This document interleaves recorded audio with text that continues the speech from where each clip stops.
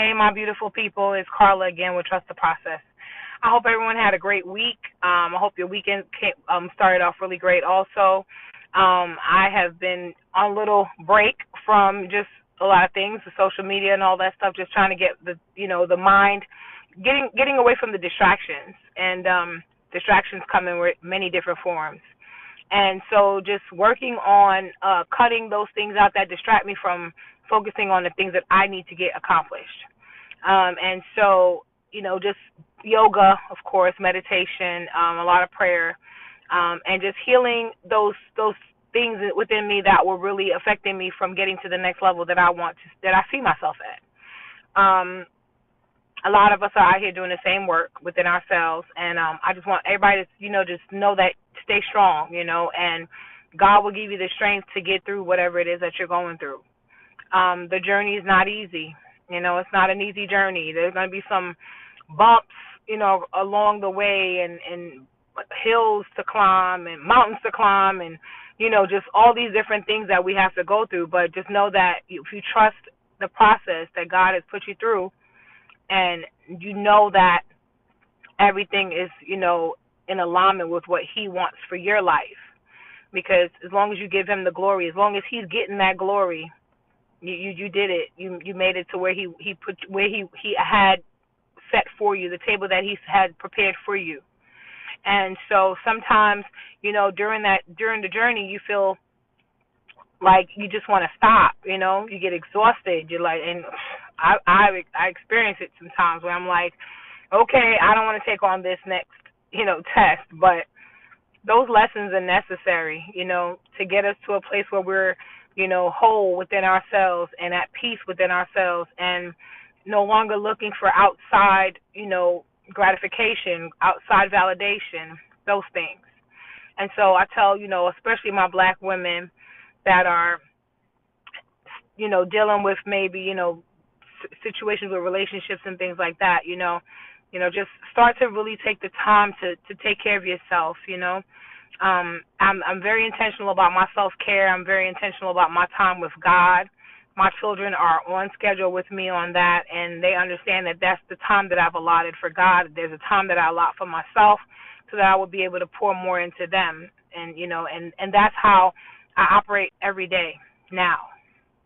I could see the areas in my life in the past where, I wasn't giving to myself, but I was giving to others. I was people pleasing.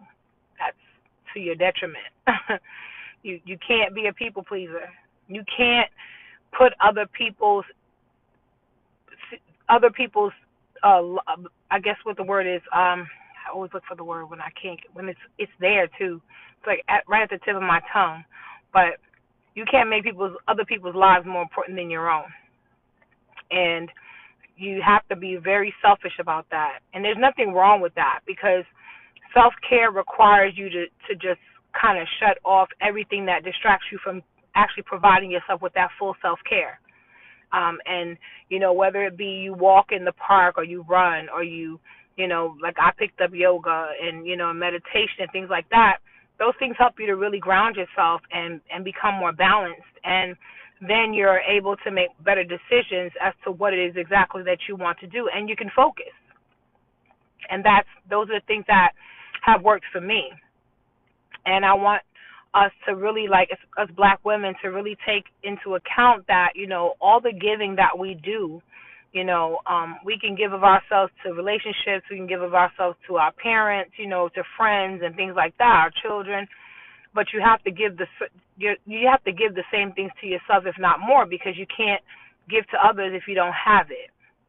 So I want you to just make the differentiation between needs and wants in your life, and you want to be a help to everyone, but you need to be a help to yourself first. You can't give anything to anyone unless you're taking care of yourself. And, loving yourself, accepting everything about yourself, your flaws and all, just being at peace with those things, being at peace with your past, being at peace with your present, and looking forward to your future. But not allowing yourself to be on autopilot all the time, because I remember when, my husband passed away, how I just kind of stayed on autopilot, which when you're on autopilot, you're not really thinking. The plane is driving itself. So you're not taking the time to really see what's going on. You're not seeing what's really going on in your life because you're constantly just doing, doing, doing. And you're not able to make the best decisions when you're on autopilot. I've been guilty of that. And so when I came off of autopilot and was able to really like sit with my life, sit with the past, sit with the present, just assess everything that was really like taking place, I was able to see the areas where I could tweak, where I can, I needed to make improvements. And so I tell you to take that time to do that, because those are the areas that will help you to move into the next level. Once you get those areas covered, and of course prayer, because the strength doesn't come from you, honey. It comes from above, and so asking God to give you the strength and the endurance to get to that next level in your life, and then also consoling yourself, loving yourself, telling yourself you're sorry for the things that you've done to yourself, because we damage ourselves a lot of the time because we don't pay attention to the things that affected us. And that's why we have a lot of women that are, going through a lot of cycles of relationships where they're being abused and they're staying in them, or just crazy stuff, or, you're at a job and your boss is rude to you all the time, but you still stay at that job because you feel less than. You don't feel that you're worthy of getting something better. And I'm telling you to step out of that. Step out of that mindset. You're a queen. You're beautiful. And you're strong. And God will supply your needs according to his riches and his glory. So if you get on your knees and you pray and you keep your spirituality up and you get into that deep prayer and speak to God from your heart, he knows. He knows what your needs are, and he will meet all your needs. But you have to be the one to set that intention that you're going to also be in communion with God. That union that he is very selfish about. You have to be in union with him when it comes to that, because he's not going to answer you unless you do that. You have to be faithful. You have to be truly faithful. You have to truly cut out everything that does not work for you in this life, and in order to recreate the life that you want, because you are the co-creator of your life. And so if you take the time to really dissect through what it is exactly you're going through, what are the areas that are really affecting you, and what is hindering you and keeping you stagnant, and what are you resisting? Because change can't happen if you're in a resisting stage of your life. And I meet a lot of people in the resistant stage. And I've been there, so I know how hard it is to step out of that resistance and make that change. And that was one of the things that I battled with for a long time, the resistance and fighting God and saying, you know what, no, I think this way is the best way. But every time you go down that road, you get the same outcome. And it's like, it's cognitive dissonance. It's like you do something, it's not good for you, but you keep on doing it. And we're all guilty of it because we're human, But I ask my queens especially because I know the types of things that we go through. I know the types of traumas that we go through. I know the types of relationships that we endure when we don't really have to, and it's because we don't know our own worth. And I'm telling you that it starts with divine love. God will show you how to love yourself if you ask him. Ask him to show you the way to loving yourself. All your broken pieces, ask him to show you. And he will direct you in the path to self-love. Because, and people will see that self-love exudes through you. They will see it. You won't have to explain it to anyone because they'll see it. It'll show that you love yourself. You have, you appreciate your body. You're respectful of yourself. You're respectful of your body, and your mind is, you're intelligent. So they can see that just from the time you walk in the room, your presence is known. If you know that within yourself already, that you are a creator, you You are a co-creator of the things that you want in your life. And so I'm just challenging everyone to really take the time out and, even making a list of your wants and your needs, and just taking the time to really put that out there on paper and see, what can be removed and what is really not a need. Because a lot of the time, women, we think that we need either a man to make us feel better, or if I get this great job, I'm going to feel better, or if I get this BMW or this fancy car, I'm going to be better.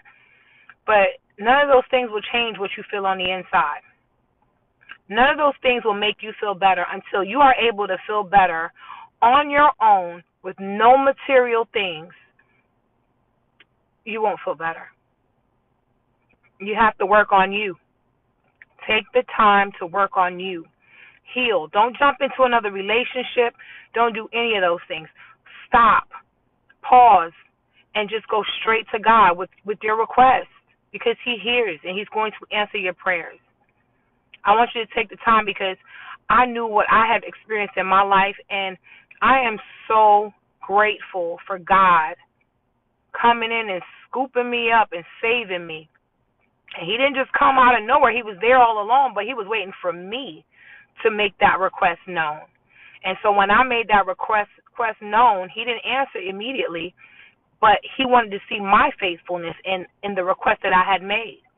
And when I was faithful and I continued, and He saw that I was setting an intention to change and to be better and to be at peace and live in joy and all those things, He started answering my prayers.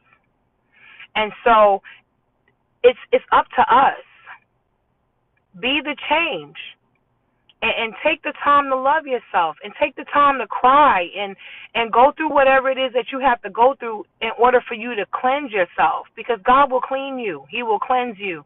He will bring you that peace and that joy, and you will feel content wherever you're at. You could have been homeless on the street, living in your car, and as long as you knew that God was with you and that you knew who you were, that wouldn't affect you. Remove, and it's like, I said something because a friend of mine always says this, and he always reminds me that the reason why you see the changes within you is because you're no longer feeding that the material umbilical cord. You are actually feeding the spiritual umbilical cord. And that is a really big deal, because we've separated ourselves from it for so long, but the reality of it is that is the one thing that we need.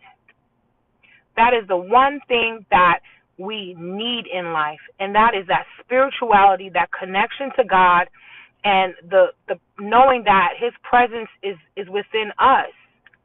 And so I want you to go out there and be a light. I want you to go out there and grab your future. Go out there and grab your future. It's yours. It's there for you to take. It's there for you. But you're not going to get there unless you do the work, because you have to fit the clothes. You have to fit. And if there are parts of you that still don't fit, then you're not going to get there. You'll still be 2 sizes too small or 5 sizes too big. So you got to quiet that ego so you're not too big. And you got to remove all that stuff that's within you so that you fit. This is Carla with Trust the Process. I hope you guys have a great weekend. I love you, and have a great evening.